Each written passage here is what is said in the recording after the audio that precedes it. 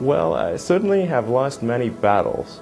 So far I've not lost a war, but I've certainly lost many battles. Oh, yeah, more than I can count, probably. I don't really like risk for risk's sake or anything. And I do think that a lot of things are very risky with a low chance of success. But if you want to try to come up with an innovative breakthrough, that's going to be how it is. Anything which is significantly innovative is going to come with a significant risk of failure. But if you've got to take big chances in order for the potential for a big positive outcome.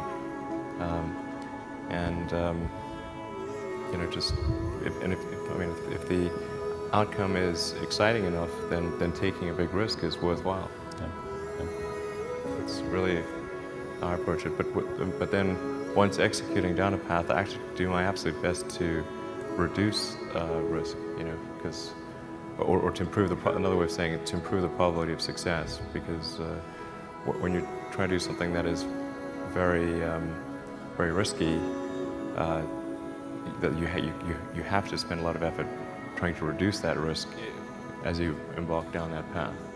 I mean, when I started SpaceX, I thought the odds of success were very low. I thought we'd most likely fail, but I thought, well, we should give it a try nonetheless. Certainly there are times when things don't go well, and then that's quite dispiriting for sure. And so then it's difficult to proceed with the same level of enthusiasm. But I do think the things that we're doing are pretty important to the future. And if we don't succeed, then it's not clear what other things would succeed, and if we don't succeed, then we'll be certainly pointed to as a reason why people shouldn't even try for these things.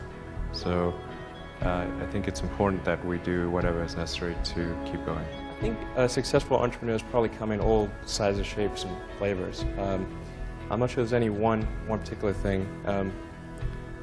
For me, some of the things I've described already, I think, are very important. I think really an obsessive nature with respect to the quality of the product is very important. So, being obsessive compulsive is a good thing in this context. Really liking what you do, whatever area that you get into. Given that, even if you're the best, there's always a chance of failure. So I think it's important that you really like whatever you're doing. If you don't like it, life is too short. I'd say, and also if you like what you're doing, you think about it even when you're not working. I mean, it's something that your mind is drawn to, and if you don't like it, you just really can't make it work, I think. Well, I think it's important to have a very to apply critical thinking to. This may sound trite, but to apply critical thinking to what one is doing, and by that I mean just the fundamentals of logic. Do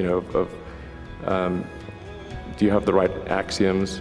Are they relevant, and are you making the right conclusions based on those axioms? That's the essence of critical thinking, and yet it is amazing how often people fail to do that. I think wishful thinking is innate in the human brain. You want things to be the way you wish them to be, and so you tend to filter information that you shouldn't filter. That's the most common flaw that I see.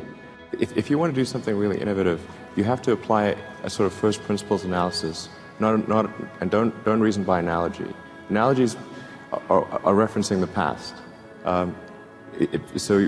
First principles means you look at the most fundamental truths in a particular arena, and the things that really are almost indisputably correct, and you reason up from there to a conclusion. And if you see that conclusion is at odds with what people generally believe, then you have an opportunity. Now, you can't operate like that on all things because it takes too much mental horsepower. So most of your life you have to operate by reasoning by analogy. But if you really want to innovate, you must reason from first principles to identify the problem. The reason I came out to Stanford was actually to work on energy storage technologies for electric cars. That summer of '95, I was looking at the internet, and it seemed to me like the internet was going to have a big effect on humanity. So I thought, well, I can either work on electric vehicle technology and do my PhD at Stanford and watch the internet get built, or I could put my studies on hold and try to be part of the internet. And at first I tried to get a job at Netscape because that was the only internet company, and they didn't respond to me.